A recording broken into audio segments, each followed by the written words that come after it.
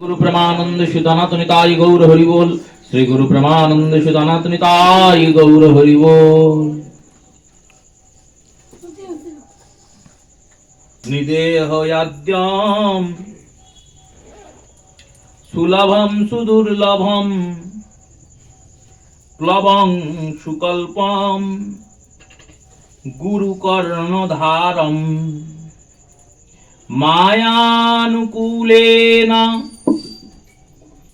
भाष्यते नित्यं पुमान् भवाधि न तारत स आत्मः।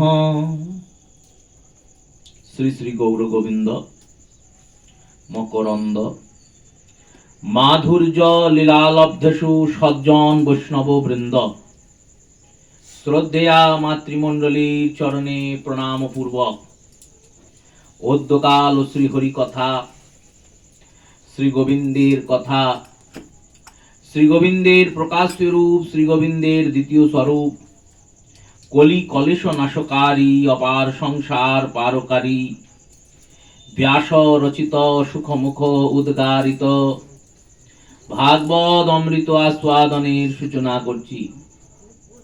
অদ্যকাল ভাগবতীয় কথার বিষয় आनंद कंद सच्चिदानंद। श्री गोविंद निज मुखे उद्धव जी के बोलें, शोनो उद्धव, निदेह आद्यम सुलभम सुदुर्लभम।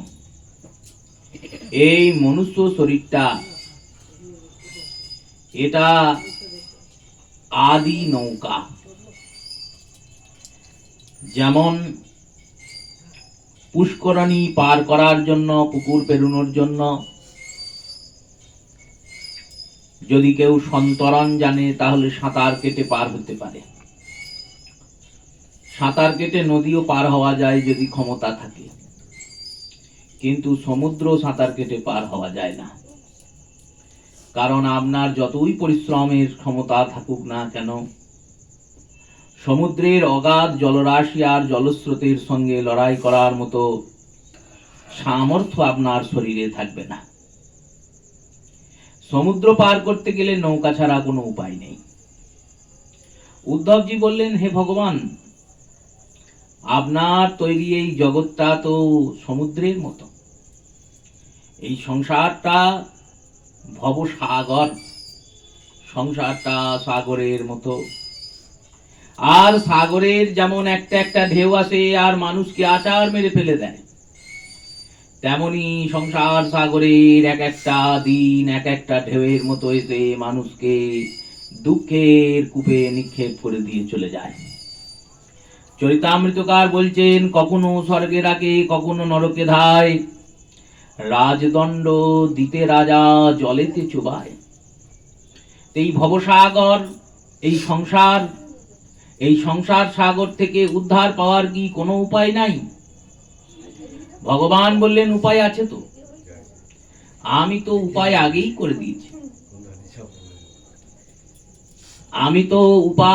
করে দিয়েছি।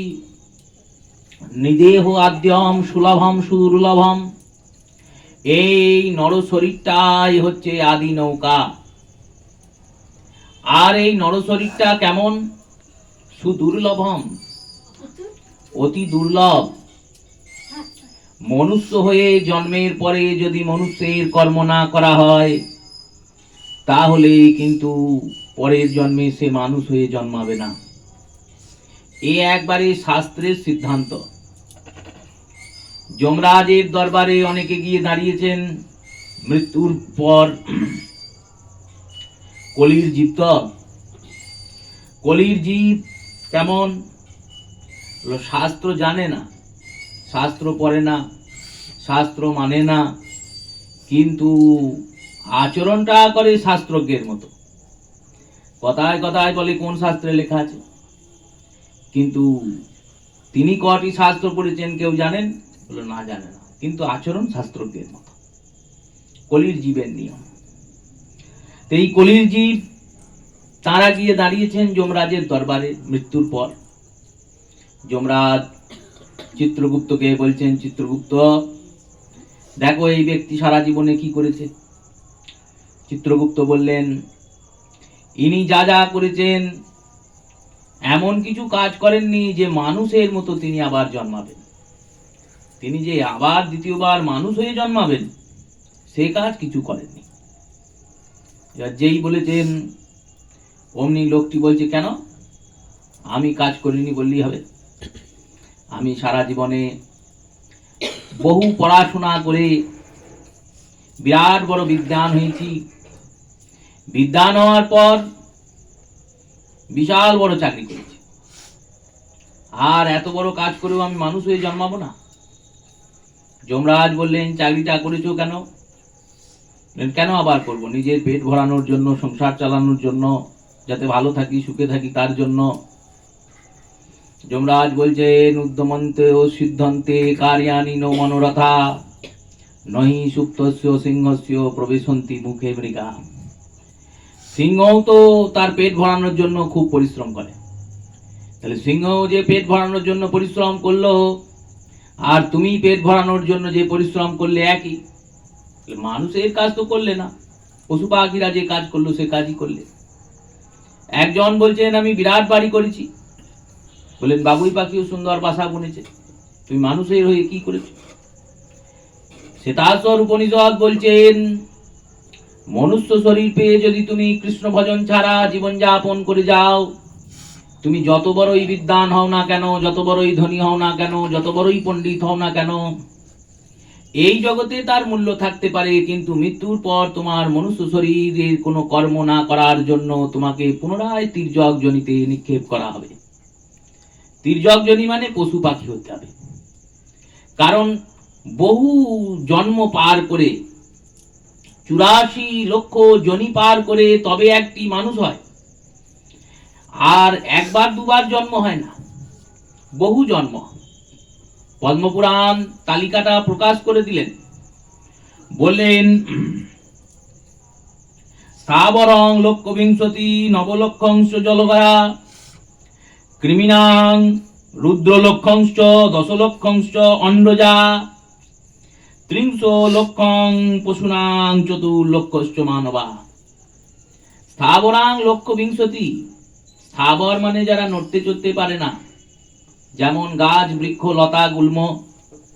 এই বৃক্ষলতা গুল্ম রূপে তোমার 20 লক্ষ মানে 20 লক্ষ বার জন্ম হয়। আর এই 20 লক্ষ বার গাছ হয়ে জন্মাবার পর যেদিন তোমার তুলসী বৃক্ষ রূপে জন্ম হয় আর ওই তুলসীর পত্র দ্বারা কৃষ্ণ সেবা হয়, সেই দিন তোমার এই বৃক্ষজনি থেকে মুক্তি লাভ হয়। তাহলে মনুষ্য শরীর ত্যাগ করলে আমাদের 20 লক্ষ বার গাছ হয়ে জন্মাতে হবে, ক্রমে ক্রমে, ছাড় নেই। একবার যদি মানুষ হলাম আর সারা জীবনে কৃষ্ণ বললাম না, ভজলাম না, গোবিন্দ নাম শুনলাম না, করলাম না, শুনলে হবে না, করতে হবে।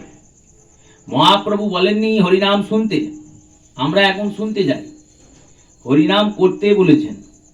হরের নামৈব হরের নামৈব হরের নামৈব কেবলম কলৌ নাস্তিরেব নাস্তিরেব নাস্তিরেব গতিরুন্নথা। এই নাম নিরন্তর সংকীর্তন করো, নিরন্তর জপ করো, নিরন্তর চিন্তন করো। আজ হইতে দিলাম মই এই মহামন্ত্র, এই নাম জপ সবে করিয়া নির্বন্ধ। এই হরিনাম সবাই নির্বন্ধ করে, দৃঢ় চিত্তে সংকল্প করে, সংখ্যা গ্রহণ পূর্বক 16,000, 1 লক্ষ, যে যেমন পারবে। মহাপ্রভু বসে আছেন নীলাচলে, সার্বভৌম পণ্ডিত আছেন, প্রতাপ রুদ্র আছেন। সেখানে এক ভক্ত গিয়েছেন, গিয়ে বলছেন, প্রভু কালকে যদি আমার বাড়িতে সেবা গ্রহণ করেন তাহলে আমি খুব তুষ্ট হই, আমার খুব আনন্দ হয় যে প্রভুর সেবা দিতে পারলাম। সার্বভৌম বললেন, তুমি প্রভুকে সেবা দেবে? প্রভুর সেবা দিতে গেলে তো তোমাকে লক্ষপতি হতে হবে, কারণ লক্ষপতির গৃহে গৌর করেন ভোজন। লক্ষপতি না হলে বৃথা আয়োজন। যিনি লক্ষপতি তার গৃহে মহাপ্রভু ভোজন করতে যান, সামান্য লোকের বাড়িতে মহাপ্রভু খান না। তাহলে লক্ষপতি মানে 1 লক্ষ টাকা থাকতে হবে। এবার এখনকার 1 লক্ষ টাকা নয় তো, কথাটা হচ্ছে আজ থেকে 530 বছর আগে। তখনকার 1 লক্ষ টাকা মানে এখন কম করে 10-12 কোটি টাকা। তাহলে এই অত টাকা হবে তবে আমি প্রভুর সেবা পাবো? বললেন না না, তা বলেননি, বলেছেন লক্ষপতির গৃহে প্রভু করেন ভোজন। লক্ষপতি মানে যিনি অন্তত পক্ষে দিনে 1 লক্ষ হরিনাম করেন, তার গৃহে মহাপ্রভু কৃপা করেন। হরিদাস ঠাকুর 3 লক্ষ হরিনাম করেন প্রতিদিন। আর 1 লক্ষ হরিনাম শুধু করলে হবে না, লক্ষ্যটা গৌর গোবিন্দের চরণে রেখে হরিনাম করতে হবে। ওই নাম পূরণের জন্য 1 লক্ষ হরিনাম হলে হবে না। কৃষ্ণের স্মরণ পূর্বক যিনি 1 লক্ষ হরিনাম করেন, সেই রূপে 20 লক্ষ বার গাছ হয়ে জন্মাবার পর তো আমি মানুষ হয়ে জন্মাবো। বললেন না না, স্থাবরং লক্ষ বিংশতি নব লক্ষাংশ জলজা। এবার 20 লক্ষ বার গাছ হয়ে জন্মাবার, তোমার জন্মাবার পরে 9 লক্ষ বার তোমায় জলজা হয়ে জলে গিয়ে জন্মাতে হবে। ওই ছোট পুঁটি মাছ থেকে বিরাট বড় বড় তিমি মাছ অব্দি 9 লক্ষ বার, এক এক জনিতে এক একবার। আর এক এক জনির এক একটা আয়ু, কারুর আয়ু 1 মাস তো কারুর আয়ু 100 বছর। এই রূপে বৃহৎ আয়ুষ পার করে 9 লক্ষ বার জলজা হওয়ার পর এবার তো মানুষ হব। বললেন না, তাও হবে না। কৃমিনাং রুদ্র লক্ষংশ, রুদ্র মানে শিব, শিব আছেন 11 জন, 11 জন রুদ্র মানে 11 লক্ষ বার। কৃমিনাং, কৃমি মানে পোকা, কীট পতঙ্গ হয়ে তোমায় 11 লক্ষ বার জন্মাতে হবে, তবে গিয়ে তোমার যদি মনুষ্য শরীর প্রাপ্তি। বললেন এবার তো মনুষ্য শরীর পাওয়া যাবে। বললেন না, তাও হবে না। এরপর 10 লক্ষ বার অন্ডজা, ডিম থেকে যাদের জন্ম হয় সেই রূপে 10 লক্ষ বার জন্ম হবে। আর তার উপরে বসুনাং 30 লক্ষংশ পশুনাং 4 লক্ষশ্চ মানবা, 30 লক্ষ বার পশু হয়ে জন্ম।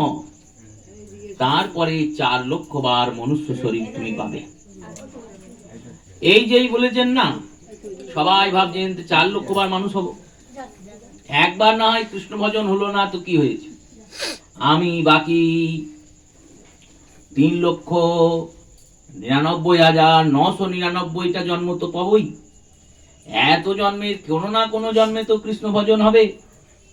বললেন দেখো 4 লক্ষ বার মনুষ্য শরীর তুমি পাবে, কিন্তু ভজনানুকূল্য পাবে নাকি সেটা তো ঠিক নেই। কারণ যে সন্তান গর্ভে এলো আর 2 মাসে মারা গেল সেও মনুষ্য শরীর, আবার যে সন্তান ভূমিষ্ঠ হওয়ার সঙ্গে সঙ্গে মারা গেল সেও মনুষ্য শরীর পেল। যে সন্তান জন্মালো কিন্তু পাগল হয়ে জন্মালো, উন্মাদ হয়ে, সেও তো মনুষ্য শরীর পেল। যে সন্তান জন্মালো 4-5 বছরে মরে গেল সেও মনুষ্য শরীর পেল। আবার ভারতবর্ষে জন্মালো না, কোনো এক অন্য দেশে গিয়ে জন্মালো, বা এই সনাতন বৈদিক ধর্মে জন্মালো না, অন্য কোনো ধর্মে জন্মালো। 4 লক্ষ বারই যে তুমি ভজনানুকূল্য পাবে তা কিন্তু নয়। তাই ভজনানুকূল্যটা পাওয়াটা মানে ভগবানের কৃপা জানতে হবে। এই কারণে চরিতামৃতকার বলেছেন, ভ্রমিতে ভ্রমিতে কোনো ভাগ্যবান জীব সবাই পাবে না। যদি সবাই পায় তাহলে তো সবাই গৌর পেয়ে যাবে। গৌর পাওয়া, গৌর ভজা যদি এত সোজা হয় তাহলে তো আর জগতে কারুর ভজনের প্রয়োজনই হবে না। নিতাই চাঁদ বললেন দেখো, ইয়ানতিস্ত্য যথেষ্টং, তোমরা যদি একটুখানি নাম করো সেটাই মহাপ্রভু যথেষ্ট বলেছেন, বেশি কিছু করতে হবে না।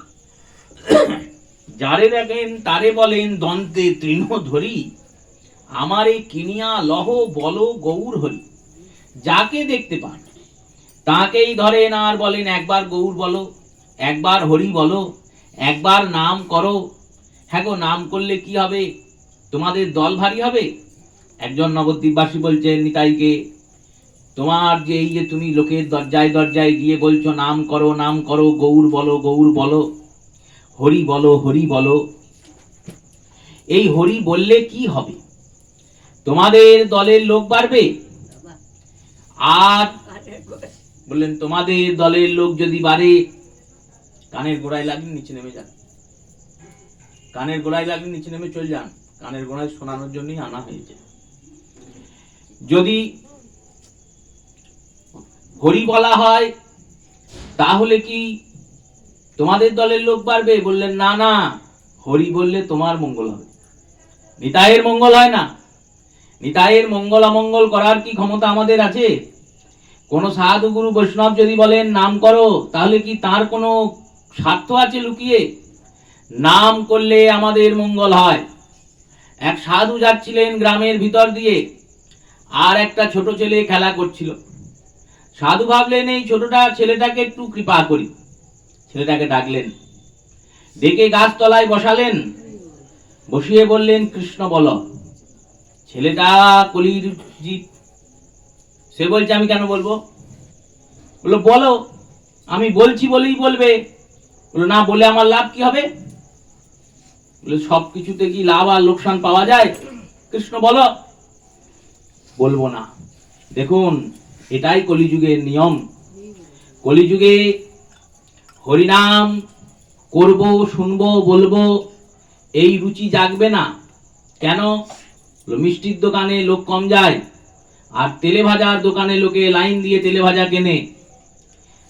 নীতিশাস্ত্রে চাণক্য বলছেন, দেখো কলিযুগ এমন একটা যুগ, দুধের মতো অমৃত বস্তু, যেটা পান করলে শরীরের বল হয়, আয়ুর বৃদ্ধি হয়, রোগের নাশ হয়।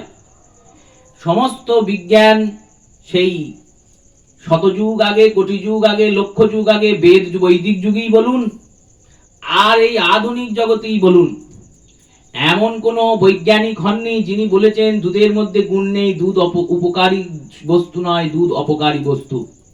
সবাই একমত, দুগ্ধের মতো, বিশেষ করে গোদুগ্ধ।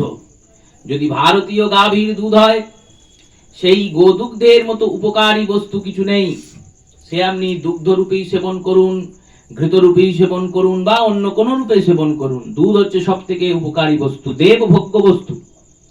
কিন্তু এই দেবভোগ্য বস্তু, দেবভোগ্য মানে দেবতারা যেটা সেবা করেন, মানুষের সেব্য নয়, দেবভোগ্য। এমন কোন দেবতা নেই যে দেবতার সেবায় দুগ্ধের প্রয়োজন হয় না।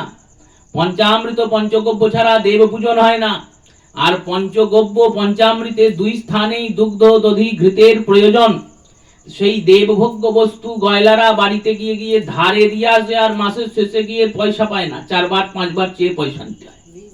আর মদের দোকানদার নগদে পয়সা বিক্রি করে, মদ বিক্রি করে।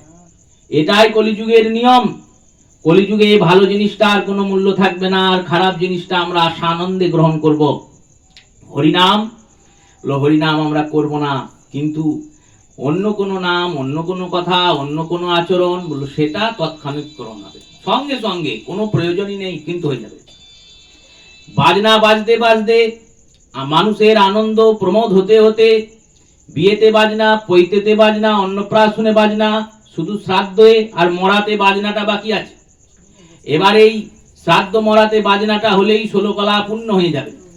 মানুষ মরবে আর দুঃখ করবে না কেউ। বললো তাসা নিয়ে এসো, বায়ান পাটি নিয়ে এসো, বাজাতে বাজাতে নিয়ে চলো। কেন? বললো আমাদের আমোদ হবে, আনন্দ হবে, ফুর্তি হবে। এটাই তো মহাপ্রভুর সময়ের যুগ ছিল। নবদ্বীপে এটাই হতো। বিড়ালের বিয়ে করানো হতো, তন্ত্রের মতে রাত্রি জাগরণ হতো, মনসার ঝাপান গাওয়া হতো, কিন্তু হরিনাম কেউ করতো না। প্রভু আর নিতাই চাঁদ প্রত্যেকের বাড়ি গিয়ে হাতে পায়ে ধরে বলেছেন নাম করো, নাম করো। তাতেও যখন তারা উদ্ধার হননি, যখন জগাই মাথায় হরিনাম করা শুরু করলো, তখন নবদ্বীপবাসী কিছু চিন্তা করতে লাগলো, এই রকম লোক যদি হরিনাম করতে পারে, তাহলে আমরাও করলে আমাদেরও কিছু মঙ্গল হবে। কলির মানুষ এরকম। তো সেই সাধু ছোট্ট শিশুটাকে ধরেছেন, ছোট্ট বাচ্চাটাকে বলছেন হরি কৃষ্ণ বলো। সে বলছে আমি বলবো না। আমার বলে লাভ কি? তোমার বাবা মা কৃষ্ণ বলে না? বললো কোনোদিন বলে না। যেমন বাবা মা হবে, অভিভাবক হবে, গৃহ হবে, সাধারণত সচরাচর সন্তান আদি তেমনই হয়। সাধুর কাছে একটা ত্রিশূল ছিল। ত্রিশূলটা দেখিয়ে বলছেন যদি কৃষ্ণ না বলিস, তাহলে ত্রিশূলটা এখনই পেটে ভুঁকিয়ে দেবো, তোকে মেরে দেবো। ভয় দেখিয়েছেন। আর ভয় দেখানোর পরে মৃত্যুর ভয় সবার আছে। ছোট্ট ছেলেটা মরার ভয়ে বলেছে কৃষ্ণ, মরার ভয়ে। যেমন সাধুরা বৈষ্ণবরা যদি বলেন অখাদ্য কুখাদ্য খেও না, ছেড়ে দাও, ছাড়ে কেউ? আর ডাক্তার যদি দেখে বলে আপনি মরে যাবেন, এসব খেন না, পরের দিন থেকেই ছেড়ে দেবে? তার বৈরাগ্য এমনিই জেগে যাবে। কেন? বললো মরার ভয়ে বৈরাগ্য জাগবে। এই মৃত্যু বৈরাগ্য একে বলে, মৃত্যুর ভয়ে বৈরাগ্য জেগে গেল, আর কোন রকম ভাবে আসক্তি নাই। মরার ভয়ে কৃষ্ণ বলেছেন সাধু চলে যাচ্ছেন।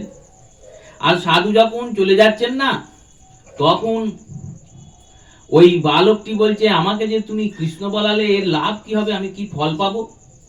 সাধু বললেন দেখ, তোকে যদি কেউ জিজ্ঞাসা করে জীবনে তুমি কোনোদিন নাম করেছো, তখন তুই এই গোটা ঘটনাটা বলবি, আর তারপরে তার কাছ থেকেই কৃষ্ণ নামের ফলটা চেয়ে নিবি। এবার ছোট্ট শিশুটা ধীরে ধীরে বড় হয়েছে, যুবক হয়েছে, বিবাহ হয়েছে, বিয়ে শাদী করেছে, সন্তান আদি হয়েছে, তাদের মানুষ করেছে, তাদের ছেলেপুলে হয়েছে, বুড়ো হয়ে গেছে, আর কালের গতিতে একদিন মরেও গেছে। ওই যে কৃষ্ণ বলেছিল, তারপর কিন্তু আর কোনোদিন কৃষ্ণ বলেনি, কারণ সে তো ওদিকে যাওয়ারই লোক নয়, তার তো সংস্কারই নয় ওদিকে যাওয়ার, মন তো যাবেই না। এই করতে করতে মরার পরে জমালয়ে গিয়ে উপস্থিত হয়েছে। আর উপস্থিত হওয়ার পর যমরাজ বলছেন চিত্রগুপ্তকে, দেখো সারা জীবনে কোনো ভালো কাজ করেছে নাকি? চিত্রগুপ্ত সারা জীবনের সমস্ত নথিপত্র ডকুমেন্টস বের করেছেন, বের করে বলছেন এ একবার জীবনে কৃষ্ণ বলেছে। গোটা জীবনে ৮০ বছর লোকটা বেঁচেছে, আর এই ৮০ বছরের মধ্যে সারা জীবনে একবার কৃষ্ণ বলেছে। যমরাজ বলছেন এ আবার কিরকম হলো, একবার বলেছে? লোকটিকে জিজ্ঞেস করছেন তুমি কি সারা জীবনে একবার কৃষ্ণ বলেছিলে? লোকটি এবার মনে করছেন হ্যাঁ, ছোটবেলায় তো একবার সেই সাধুর পাল্লায় করে বলতে হয়েছিল, হ্যাঁ বলেছিলাম। কিরকম? এক সাধু ভয় দেখিয়েছিল, যদি কৃষ্ণ না বলো তাহলে ত্রিশূল দিয়ে পেটটা ফাটিয়ে দেবো, এই মৃত্যু ভয়ে আমি কৃষ্ণ বলেছিলাম। যমরাজ বললেন আচ্ছা। তখন চিন্তা করছেন সাধু বলেছিল যদি কেউ জিজ্ঞেস করে তার কাছে ফল চেয়ে নিতে, এতদিন তো কেউ আমায় জিজ্ঞেস করেনি সারা জীবনে, মরার পরে এই যমরাজ জিজ্ঞেস করেছেন, তাই যমরাজকে বলছেন আপনি বলুন এই কৃষ্ণ বলার ফল কি? যমরাজ বললেন চিত্রগুপ্ত দেখো সারা জীবনে একবার হরিনাম করেছে, এর ফল কি হবে? চিত্রগুপ্ত খাতা পত্র নামিয়ে নুমিয়ে দেখলেন, বললেন প্রভু আমার খাতায় তো লেখা নেই যে কৃষ্ণ একবার বললে কি ফল হবে, হরিভজন করলে সে হরিকে পাবে এ তো লেখা আছে, কিন্তু একবার নামের ফল কি সে ফল তো আমার জানা নেই। শ্রী যমরাজ ব্রহ্মার কাছে গিয়ে উপস্থিত হলেন সেই লোকটিকে নিয়ে। চিত্রগুপ্ত যমরাজ ওই লোকটি ব্রহ্মার কাছে গিয়ে উপস্থিত হলেন, ব্রহ্মাকে গিয়ে বললেন সমস্ত ঘটনা। ব্রহ্মা বললেন আমারও জানা নেই, তাহলে আমরা এক কাজ করি, শিবের কাছে যাই, তিনি সব থেকে বড় বৈষ্ণব, নামের রস যিনি পেয়েছেন তিনি তো বলতে পারেন নামের ফল কি। আমরা এক মুখে হরিনাম করি, তিনি 5 মুখে হরিনাম করেন। সদ্যজাত ঈশান অঘোর বামদেব, এই পঞ্চ যে মুখ শিবের, এই 5টা মুখেই তিনি নিরন্তর হরিনাম করেন। এই নিরন্তর হরিনাম করেন বলে এই নরোত্তম লিখছেন পঞ্চমুখে রাম নাম করেন ত্রিপুরারি। আমরা এক মুখে হরিনাম করি, তিনি 5 মুখে হরিনাম করেন দিন রাত। এই পঞ্চমুখে হরি ওম হরি ওম হরি ওম হরি ওম করেন। এবার একটা মুখে হরি ওম বলছেন, তার পাশের মুখটাও হরি ওম বলছে, তার পাশের মুখটাও হরি ওম বলছে। 5টা মুখ তো শিবের, চারদিকে 4টে, মাথার উপর একটা। এই 5টা মুখে যখন হরি ওম করছে, তখন সমস্ত শব্দ তালগোল পেকে এক এক হয়ে bomb bomb bomb bomb bomb bomb শোনাচ্ছে। ব্যোম ব্যোম ব্যোম, বোম নয় কিন্তু, বানানটাও আলাদা। বোম বানান হচ্ছে বয়কার ম, আর ব্যোম বানান হচ্ছে বয়ে জ ফেলা ওকার ম। ব্যোম শব্দের অর্থ হলো শূন্য, শূন্য মানেই ব্রহ্ম, ব্রহ্ম মানেই কৃষ্ণ। সেই রূপে শিবের কাছে গিয়েছেন, শিব বললেন আমারও জানা নাই, যার নাম করেছে তার কাছে যাই চলো। এবার সবাই দল বল নিয়ে যমরাজকে নিয়ে শিব, ব্রহ্মা, চিত্রগুপ্ত আর সেই লোকটির জীবাত্মা এই সমস্ত জন নিয়ে উপস্থিত হলেন ভগবান কৃষ্ণের কাছে গোলক বৃন্দাবনে। ভগবানের কাছে উপস্থিত হয়ে বললেন, প্রভু এ সারা জীবনে একবার হরিনাম করেছে, তাও মরার ভয়ে, মৃত্যু ভয়ে, সাধু ভয় দেখিয়েছিল, তাই বলেছে কৃষ্ণ। এই নামের ফল কি হবে আমরা খুঁজে পেলাম না।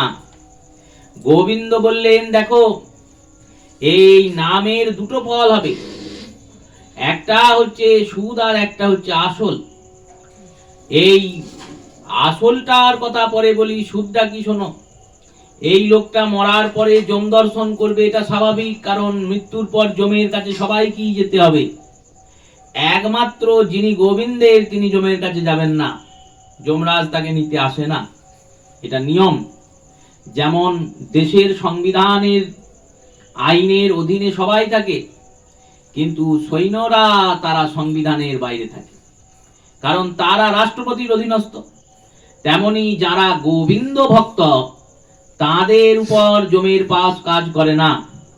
তারা কি করবেন, মৃত্যুর পর কোথায় জন্ম হবে, কিভাবে জন্ম হবে, তাদের কর্মজীবন কর্মফল কেমন হবে, সেটা গোবিন্দ ঠিক করেন। সিংহ চিহ্নিত শিকারে যেমন অন্য পশু পাখি মুখ দেয় না, সিংহের ভয়ে। সিংহ যখন শিকার করে, শিকার করার পরে সমস্ত শিকারটা সে খায় না, একদিনে রেখে দিয়ে চলে যায়। একটা থাবা বসানো থাকে গায়ের উপর, সেই থাবার চিহ্নটা দেখে অন্য পশু পাখি ভয়ে যায় না। তেমনি এই কৃষ্ণ প্রসাদী তুলসী তিলক মালা যার অঙ্গে আছে, তিনি কৃষ্ণের হয়েছেন, কৃষ্ণ তার হয়েছেন, গৌর তার হয়েছেন, তিনি গৌরের হয়েছেন। এদের কি বিচার হবে সে মহাপ্রভু ঠিক করবে, যমরাজ এদেরকে স্পর্শ করবেন না। কিন্তু বাকি যারা আছে, যারা আনন্দে ফুর্তিতে জীবন কাটাচ্ছে, তাদেরকে যম দর্শন করতেই হবে, কারণ যমরাজই ধর্মরাজ। তিনিই বিচার করবেন এ পুণ্য কতটা করেছে আর পাপ কতটা করেছে, কৃষ্ণ কতটা ভজন করেছে আর কতটা আমোদ প্রমোদ করে জীবন কাটিয়েছে, সেই অনুযায়ী তাকে দেহদান করবেন। তাই যম দর্শন এই লোকটির জীবনে ছিল, কিন্তু কৃষ্ণ নামের ফলে যমের সঙ্গে সঙ্গে এই ব্রহ্মার দর্শন পেয়েছে, কারণ যমরাজ ব্রহ্মার কাছে নিয়ে গেছে। আর ব্রহ্মার সঙ্গে সঙ্গে পরম বৈষ্ণব মহাদেবেরও দর্শন পেয়েছেন। এই মহাদেবের দর্শন পেয়েছেন এই কৃষ্ণেরও দর্শন পেয়েছে। এইটা হলো সুদ, ওই একবার কৃষ্ণ নাম বলার। আর আসল কি বললেন, আসল হলো একে এখানেই ছেড়ে দিয়ে চলে যাও, এটাই হলো নামের ফল। কৃষ্ণের নাম করেছে, তাই সে কৃষ্ণকে পেয়ে গেল। একবার জীবনে ভয়ে কৃষ্ণের নাম করেছে বলে কৃষ্ণকে পেয়ে গেল। তাহলে অনর্গল যদি আমরা গোবিন্দের নাম করি, অনর্গল গোবিন্দের নাম করলে আমরা অবশ্যই মৃত্যুর পর গোবিন্দ পাবো, এটাই সিদ্ধান্ত। সেই অনুযায়ী মনুষ্য শরীর ভগবান দিয়েছেন, অতি দুর্লভ শরীর, কিন্তু অতি সুলভে পেয়েছি আমরা। সুলভে পেয়ে গিয়েছি বলে তার মূল্য নাই। নিদেহ আদ্যং সুলভম সুদুর্লভম প্লবং সুকল্পং গুরু কর্ণধারম বললেন, নৌকা দিয়ে দিয়েছেন ভগবান অতি সুলভে। আর সুলভে যখন নৌকা দিয়েছেন, জীব বলছেন নৌকা চলবে কি করে, আমি তো নৌকাকে চালাতে পারবো না, এই দেহটা দিয়ে যে আমি ভজন সাধন করব, কি করে করব, আমরা তো আর ভজন সাধন জানি না। ভগবান বললেন, কোনো চিন্তা নাই, আমি গুরু রূপে প্রকট হব। জীব নিস্তার লাগি নন্দসুত হরি, ভুবনে প্রকাশ পান গুরু রূপ ধরি। গুরু রূপে ভগবান কৃষ্ণ প্রকট হলেন। চরিতামৃতকার বলছেন, গুরুই স্বয়ং ভগবান স্বরূপ। আর এই ভগবান স্বরূপ গুরু কি করেন, ভগবান স্বরূপ গুরু এসে জীবকে কৃপা করেন। এই গুরু হলেন কর্ণধার। কর্ণধার কেন বলেন, কর্ণধার মানে মাঝি, নৌকার তো মাঝি চাই, এই মাঝি হলেন গুরু। আর কর্ণধার শব্দটি প্রয়োগ করলেন কেন, অন্য অনেক শব্দ ছিল। কর্ণধার মানে যেমন মাঝি, মাঝি শব্দ একটি মাঝিকে বোঝায়, কান্ডারি শব্দ মাঝিকে বোঝায়, তেমনি নাবিক শব্দও মাঝিকে বোঝায়, অন্য শব্দের প্রয়োগ করা যেত। বললেন ইনি কর্ণের মাধ্যমে আমাদের মন্ত্র দান করেন, তাই ইনি কর্ণধার। কর্ণের মাধ্যমে আধার দান হয়, তাই এই শব্দটি ভগবান প্রয়োগ করছেন। এই গুরু কর্ণধারম, গুরু কর্ণের আধার দান করেন কর্ণধার রূপে, কান্ডারি রূপে। আর মায়ানুকূলে নবাস্যতে ঋত্যম, আমার অনুকূল বাতাস আমি দিই। ভগবানের অনুকূল বাতাস কোনটি? এই কৃষ্ণ কথা, এই হরি কথা, এটি অনুকূল বাতাস। এই অনুকূল বাতাস গোবিন্দের নাম, গোবিন্দের কথা। আর এই কথা শ্রবণের দ্বারা হরিনামের প্রতি রুচি। দেখুন, মহাপ্রভু কৃপা করে এই নাম দিয়ে গেলেন, বলে গেলেন এই নামের দ্বারাই সব হবে। অনর্গল যেই করে কৃষ্ণ নাম, কৃষ্ণ নাম অনর্গল করলে, দিবানিশি করলে তার সর্বসিদ্ধি হবে, এই প্রভু বলেছেন। নাম না কারি বহুদা নিজ শক্তি স্তয়র্পিতা নিয়মিত স্মরণ ন কালহ। এই সমস্ত প্রভু কৃপা করে বলে গিয়েছেন যে যিনি সব সময় নাম করেন, খাইতে শুইতে যে কৃষ্ণ নাম লয়, দেশ কাল নির্বিশেষে সর্বসিদ্ধ হয়, সেই সর্বসিদ্ধি সে নামের দ্বারা পাবে। কিন্তু দুঃখের বিষয়, এই ভারতবর্ষে যত্র তত্র সর্বত্র, প্রত্যেক পাড়ায় পাড়ায়, প্রত্যেক গ্রামে গ্রামে, প্রত্যেক বাড়িতে বাড়িতে হরিনাম হয়। কেউ মরলে আমরা হরিনাম দিই, বাৎসরিকে হরিনাম দিই, বা শ্রাদ্ধের দিনে ধম্বল হরিনাম দিই। কিন্তু এই এত হরিনাম হয়েও আমাদের হরিনাম কৃপা করছে না কেন? কারণ আমাদের নামের প্রতি শ্রদ্ধা নেই। নেই কেন? বলো, নামকে আমরা নাম বলে চিন্তন করি, হরিনাম সংকীর্তনকে ভাবি কোনো একটা যজ্ঞের অনুষ্ঠান স্বরূপ। ওই যেমন দুর্গা পুজো, কালী পুজো, কার্তিক পুজো, পুজো দিলাম, হয়ে গেল। তেমনি ওই দু চারটে লোক এলো, খোলকরতাল বাজালো, লুচি মিষ্টি খাইয়ে দিলাম, আর দু চার পয়সা দক্ষিণা দিয়ে দিলাম, হয়ে গেল, আমার মঙ্গল হয়ে গেল, আমার বাড়ির মঙ্গল হয়ে গেল, আমার মা বাবা দাদু জ্যাঠা যারা ছিল, যারা মরেছে, তারা সব উদ্ধার হয়ে গেল। এতটা সোজা যদি হতো তাহলে তো জগতে বহু কিছু হয়ে যেত। এতটা সহজলভ্য নয়। যতটা সহজলভ্য আপনি করে দিয়েছেন। রাজা বেরিয়েছেন একদিন, রাজার সমস্ত বেশভূষা ত্যাগ করে, একবারে প্রজা সুলভ আচরণ করে, প্রজার মতো দিন দরিদ্র হয়ে হাঁটতে হাঁটতে রাজা যাচ্ছিল। একটা লোক বসে বসে কাঠ কাটছিলেন। তিনি বলছেন, এ ভাই, তোমার বাড়ি কোথায়? রাজা বলেছেন, আমার বাড়ি অমুক নগরে। কি করো? আমি কিছু করি না। তাহলে এক কাজ করো, আমার এই কাঠের বোঝাগুলো নিয়ে চলো। এই বলে রাজার মাথায় কাঠের বোঝা চাপিয়ে দিয়েছে। সেও যাচ্ছে, রাজাও যাচ্ছে। আর যেতে যেতে রাজাকে বলছে, এত আস্তে আস্তে যাচ্ছ কেন? একটু তাড়াতাড়ি পা চালিয়ে চলো, অনেক দূর বাড়ি যেতে হবে। আর এই করতে করতে পৌঁছিয়েছে রাজবাড়ি। কাঠগুলো সব রাজবাড়ির জন্যই সে কাটছিল। রাজবাড়িতে গিয়ে রন্ধনশালাতে পৌঁছিয়েছেন, আর বলছেন গিয়ে কাঠ কটা রেখে এসো। রন্ধনশালায় যখন কাঠগুলো রেখে রাজা বেরিয়ে আসছেন, তখন মন্ত্রী এসে বলছেন, মহারাজ আপনি এখানে কেন? এখানে কি ব্যাপার? এবার সেই লোক রাজার মূল্যটা বুঝতে পারছে। তেমনি এই হরিনামকেও আমরা যেহেতু শ্রদ্ধা করছি না, ওই জন্য এর মাহাত্ম্য উপলব্ধি করতে পারছি না, রুচি করছি না, তাই মাহাত্ম্য উপলব্ধি করতে পারছি না। আর এই মাহাত্ম্য উপলব্ধি করতে না পারার আরেকটা বড় কারণ, আমরা হরি কথা শুনি না। যদি নাম মাহাত্ম্য শ্রবণ না করি, তাহলে নামের মাহাত্ম্য উপলব্ধি করব কি করে? নামের মাহাত্ম্য উপলব্ধি করতে গেলে আগে নামের মাহাত্ম্য শ্রবণ করতে হবে। কৃষ্ণ কথা না শুনলে তো কৃষ্ণকে জানা যাবে না। গৌর কথা, গোবিন্দের কথা না শুনলে তো গৌর গোবিন্দকে চেনা যাবে না, জানা যাবে না। ওই এলাম গেলাম শুলাম খেলামই চলবে। সেই রূপে এই হরিনাম যখন আমরা শ্রবণ করার পরে নাম সংকীর্তন করব, তখন ধীরে ধীরে এই নাম আমাদের কৃপা করবেন। আর কৃপা করে ধীরে ধীরে হৃদয়ে ভক্তি জাগাবেন। সেই ভক্তি ধীরে ধীরে আমাদের গৌর গোবিন্দ চরণে নিয়ে যাবেন। তাই সেই নাম যাতে আমাদের কৃপা করেন, আর নামে যাতে রতি হয়, মতি হয়, সর্বশেষ নামে যাতে গতি হয়, আর যার উদ্দেশ্যে হরিকথা, তার আত্মার যাতে সদ্গতি হয়, এই রূপবিলাস নিতাই গৌরের চরণে জানিয়ে প্রত্যেক শ্রোতা মাতা বৈষ্ণব চরণে প্রণাম পূর্বক আজকের মতো এখানে হরিকথা অবসর দিলাম। শ্রী গুরু প্রেমানন্দে সীতানাম নিতাই গৌর হরি বল।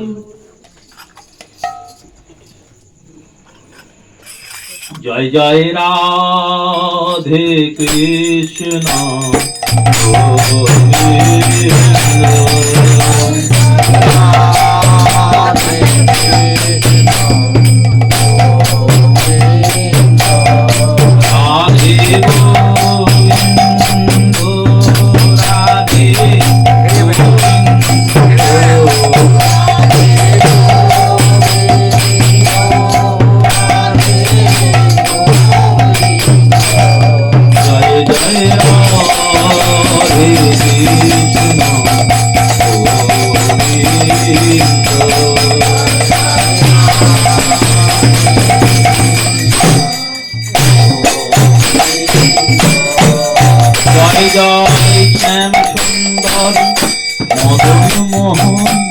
বৃন্দাবন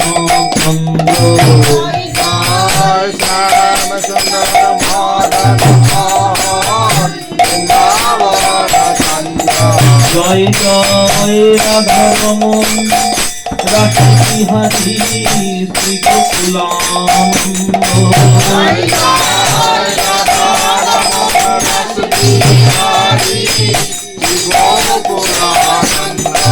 জয় জয় রাধাকান্ত রাধা বিনোদ জয় রাধে গোবিন্দ জয় জয় রাধাকান্ত রাধে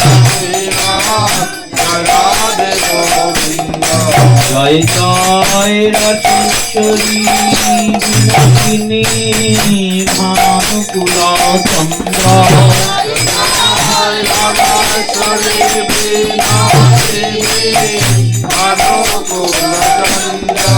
জয় জয় ললিতা বিনায়াতি যত সখী বৃন্দ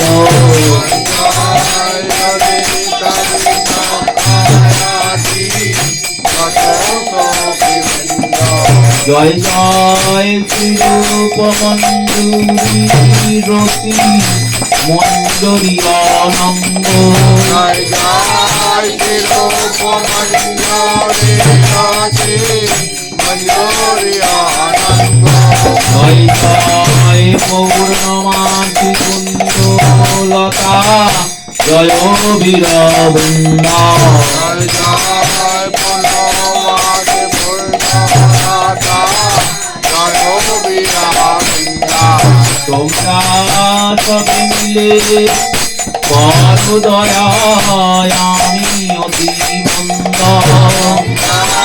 সবে মিলে করো দয়া আমি অতি মন্দ তোমরা কৃপা করে দাও হে যুগল চরণার বৃন্দ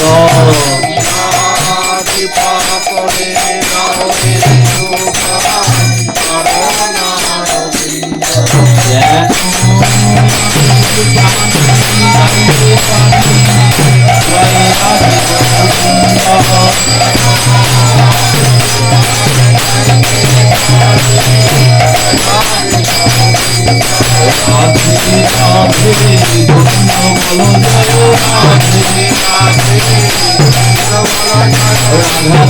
জয় রাধা বৃন্দাবন বিলাসী রাধা জয়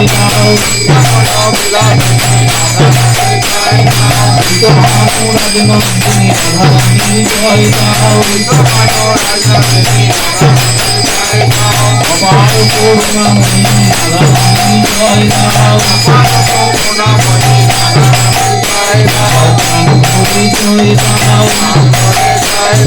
সাধু দয়া করে বলে জয় দাও তোমার গোলাম বলে জয় দাও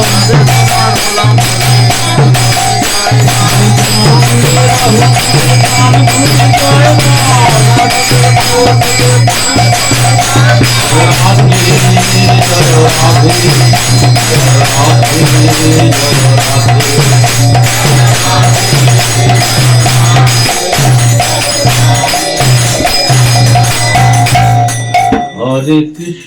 হরে কৃষ্ণ কৃষ্ণ কৃষ্ণ হরে হরে, হরে রাম রাম রাম হরে হরে, হরে কৃষ্ণ কৃষ্ণ